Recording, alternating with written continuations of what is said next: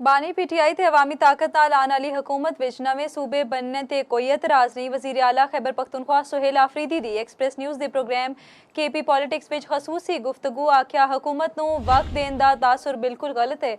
हुकूमत उते एहतजाज दी कॉल नाल 27 सितंबर तक प्रेशर बरकरार रहेगा। इस दफा सारी कश्तियां साड़ के ही निकलांगे। सुहेल आफरीदी दा कहना सी सिस्टम तबाह किने कीता है। एक ही वजीर आजम ने जिन्होंने मुसलसल 5 बजट पेश किए, इसके बावजूद भी GDP दा ये हाल है।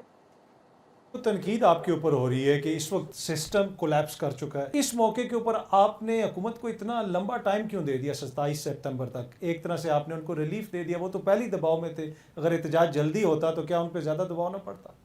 देखिए जी, ये बिल्कुल गलत तासुर है कि हुकूमत को टाइम दिया। और कौन कहता है कि एहतजाज की कॉल दी जाए तो हुकूमत पर प्रेशर नहीं होता? ये प्रेशर जो है 27 सितंबर तक इन पर बरकरार रहेगा। जिस तरह इन्होंने कहा है कि सिस्टम कोलैप्स हो चुका है, तो किसने किया ये सिस्टम कोलैप्स?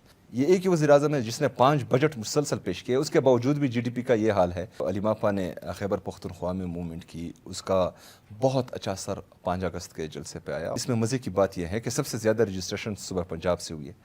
तो आप समझते हैं कि पंजाब से भी एहतजाज होगा? इस दफ़ा जो है पंजाब से बहुत ज़्यादा लोग हैं। उसने जो है वो पैगाम लेकर नहीं आए थे, उसने शिरकत की थी। अभी इस एहतजाज की कॉल के बाद आपसे रब्ता हुआ है?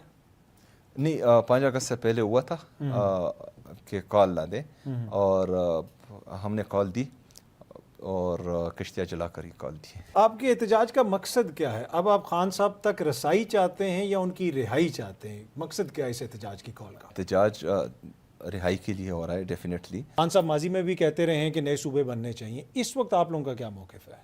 नए सूबे बनते हैं इमरान खान साहब की गवर्नमेंट में या अवामी ताकत से जो गवर्नमेंट आई है, तो हम कोई एतराज़ ही नहीं है। आपको लगता है कि आपकी नाअहली भी हो सकती है और ये ना हो कि एहतजाज से पहले ही जो है आप कोई फ़ैसला आ जाए? मैं किश्तियाँ जला कर ही निकला हूँ इस दफ़ा। हमारा 27 सितंबर ही टारगेट है।